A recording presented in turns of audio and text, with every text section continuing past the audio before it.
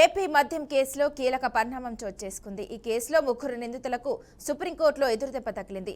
బాలాజీ గోవిందప్ప, కృష్ణమోహన్ రెడ్డి, ధనుంజయ రెడ్డికి regular bail ఇవ్వడానికి అత్యున్నత న్యాయస్థానం నిరాకరించింది. డిఫాల్ట్ బెయిల్ పై ఉన్న నిందితులను దాన్ని రెగ్యులర్ బెయిల్ గా మార్చడం సాధ్యం కాదని స్పష్టం చేసింది.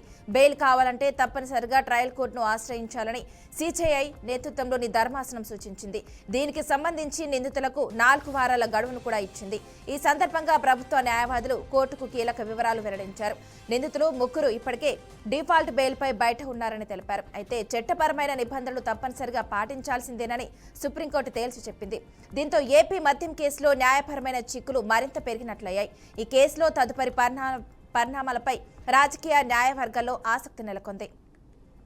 ఏపీ మద్యం కేసులో కీలక పరిణామం చోటు చేసుకుంది. ఈ కేసులో ముగ్గురు నిందితులకు సుప్రీంకోర్టులో ఎదురుదెబ్బ తగిలింది. బాలాజీ గోవిందప్ప, కృష్ణమోహన్ రెడ్డి, ధనుంజయ రెడ్డికి రెగ్యులర్ బెయిల్ ఇవ్వడానికి అత్యున్నత న్యాయస్థానం నిరాకరించింది. డిఫాల్ట్ బెయిల్ పై ఉన్న నిందితులకు దాన్ని రెగ్యులర్ బెయిల్ గా మార్చడం సాధ్యం కాదని స్పష్టం చేసింది. బెయిల్ కావాలంటే తప్పనిసరిగా ట్రయల్ కోర్టును ఆశ్రయించాలని సిజేఐ నేతృత్వంలోని ధర్మాసనం సూచించింది. దీనికి సంబంధించి నిందితులకు 4 వారాల గడువును కూడా ఇచ్చింది. ఈ సందర్భంగా ప్రభుత్వ న్యాయవాదులు కోర్టును కీలక వివరాలు వెల్లడించారు. నిందితులు ముగ్గురు ఇప్పటికే డిఫాల్ట్ బెయిల్ పై బయట ఉన్నారని తెలిపారు.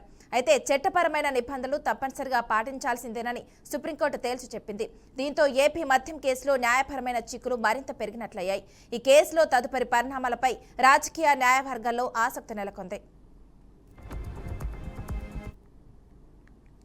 ఇదే అంశానికి సంబంధించి మరింత సమాచారాన్ని మా ప్రతినిధి సుబ్బు అందిస్తారు. సుబ్బు, చెప్పండి. ఏపీ సాధి చెందని చెప్పుకోవాలి.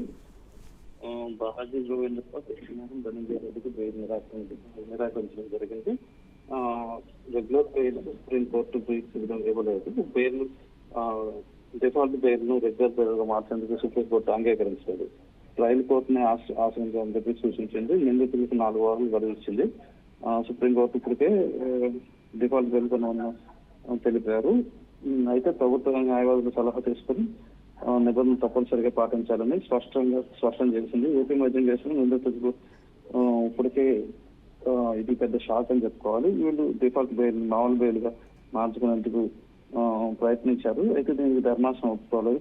కింద పోలీస్ స్టేషన్ కింద న్యాయస్థానం ఏదైతే ఉందో దాన్ని ఆశ్రయించాలని చెప్పేసి అప్పటి నుంచే ఫాలో అవ్వాలని చెప్పేసి చెప్పడం జరిగింది. దీని మొత్తానికి చూసుకుంటే నిందితులు పూర్తిగా చిక్కుల్లో పడ్డారని చెప్పేసి చెప్పుకోవాలి. ఈ మేరకు సుప్రీంకోర్టు అనుసరించిన విధానం నేరస్తులకి కొంచెం ఇబ్బందులు గురవుతారని చెప్పాలి. ప్రస్తుతానికి మళ్ళీ వీళ్ళందరూ కూడా కోర్టుకి హాజరవ్వాలని చెప్పి కోర్టుకి హాజరై అక్కడి నుంచి మళ్ళీ జైలుకి వెళ్ళాలని చెప్పేసి సుప్రీంకోర్టు సూచించినట్టుగా కూడా తెలుస్తుంది. Manasa. Okay, thank you Subbu.